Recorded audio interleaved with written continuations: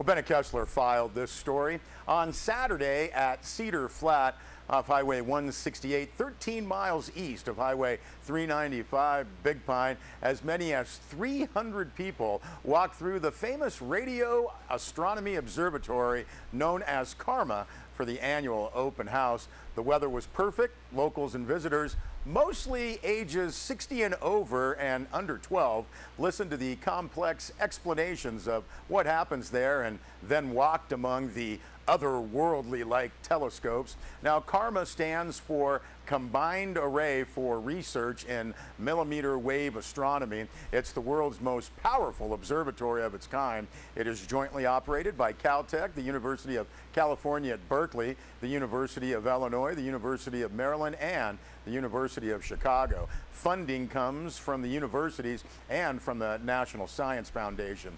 Now, staff scientists explain how KARMA's high-resolution telescopes can peer into nearby and distant galaxies. And according to staff, this allows scientists to study cold molecular gas, which is the fuel of star formation and food for massive black holes, and to determine how solar systems like ours form.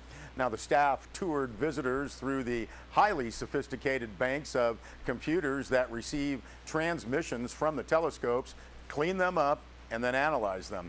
The radio telescopes receive information from clusters of galaxies that allow for study of what is called dark energy. Scientists say this energy governs the expansion of our universe. The energy and matter scientists view from the array are millions or billions of light years away.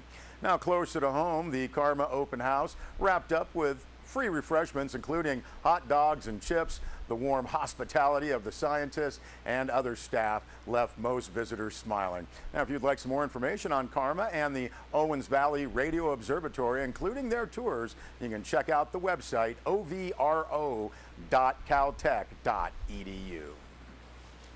And Charles James filed this story for Sierra Wave Media.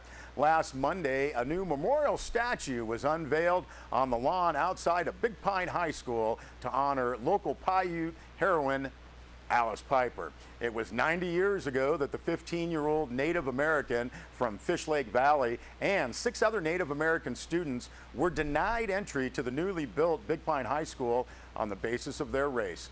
The full-size bronze statue by Matt Glenn of Big Statues of Provo, Utah, shows a young Alice Piper holding school books as if she is ready to start school.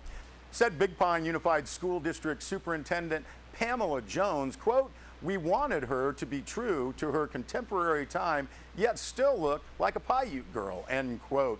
Now, Superintendent Jones, along with the brother and sister team of local tribe members Sage Romero and Shannon Romero, and Alicia Peterson, a 2013 graduate of Big Pine High School, spearheaded the 4-year effort. Admirers and dignitaries from around the county and state, including representatives from several Native American tribes, attended the event. It was Piper's case in 1924 before the California Supreme Court in Piper v. Big Pine Board of Education, which ended California's ban on Native American children attending public school if there was a separate government-run school within 3 miles of the public school. And it was a very big deal, a landmark civil rights and education win for Native Americans. The story behind the case was that the Big Pine District Board of Trustees had agreed to allow Indian students to attend the new school if their parents voted for a measure that would fund the construction of the new Big Pine High School. At that time, federally supported Indian schools only provided education up to the 5th grade level. Now, while the bond to build the new high school passed, the Big Pine's Board of Trustees refused to honor their agreement, citing the state law that banned Indians from public schools. In 1923, when Piper and 6 other Indian children arrived at the high school and were denied entry, a lawsuit was quickly filed on their behalf, suing the school district, saying that their 14th Amendment rights citizenship rights and equal protection of the laws had been violated.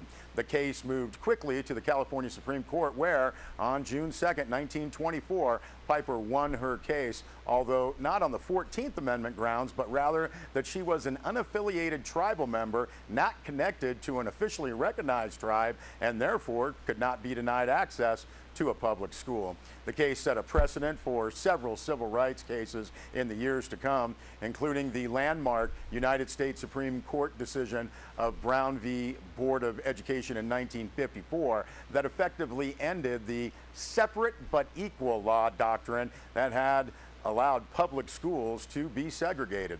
Now, that decision stated that, quote, separate educational facilities are inherently unequal, end quote. It has been 4 years since the Big Pine Paiute Tribe and Big Pine Unified School District agreed to commemorate Piper's victory by placing a statue in front of the school in her honor. It was dedicated on Monday, June 2nd, 2014, which was the 90th anniversary of her court victory. Now, the date had an added significance as well. On June 2nd, 1924, President Grover Cleveland signed the Indian Citizenship Act, declaring that all Indians, regardless of membership in a tribe, are citizens of the United States. Today, 56% of the students who attend Big Pine High School are Native American, and we thank Charles Jones for that report. Well, within a historic vote, Mono County elected the first female sheriff and an experienced law enforcement officer who ran on the platform of reconnection with the people and support of constitutional and employee rights. Ingrid Braun beat Mono Sheriff Ralph Obenberger 1,932 votes to 1,085. Now, Bennett Kessler filed this story and notes that the day after the election, Ingrid Braun said, quote, I am really happy with the outcome. I didn't know which way it would go, and with such a large margin, there is clearly a mandate for change, end quote. Now, citizens have questioned whether Braun can take office early. She said it is her understanding she will take office in January and that Sheriff Obenberger's appointment is to the end of the term unless he decided to retire before that. Now, until January, Sheriff-elect Braun said she will meet with county personnel who have reached out to her. She said she would stay involved, attend supervisors' meetings, and pay attention to the sheriff's office, so she is ready in January. Does she know who she will select as her undersheriff? Said Braun, quote, I don't have any idea. I have a lot of contacts and know some really good people, end quote. To her newly won constituents, Braun said she is proud of her campaign and of the voters. She said, quote, I am ready for the adventure, end quote. Well, last Friday, Inyo County Sheriff's Dispatch received notification that 54-year-old French national Guy Broussard had been located deceased after not returning to a tour bus following a brief stop at the Mesquite Dunes. Now, according to the information provided, the bus stopped at about 2:30 p.m. at the Mesquite Dunes in the Stovepipe Wells area of Death Valley for the patrons to take pictures. The ambient air temperature was estimated to be 115 degrees at that time. The bus driver instructed the passengers to return to the bus in 10 minutes. When Broussard failed to return an hour later, the bus driver contacted Death Valley Park Rangers, who initiated a search. Air support was requested from CHP helicopter, and Broussard was located deceased in the dunes approximately 400 yards from the parking lot. No foul play is suspected at this time. The cause of death is under investigation by the Inyo County Coroner's Office. We'll be back with more news.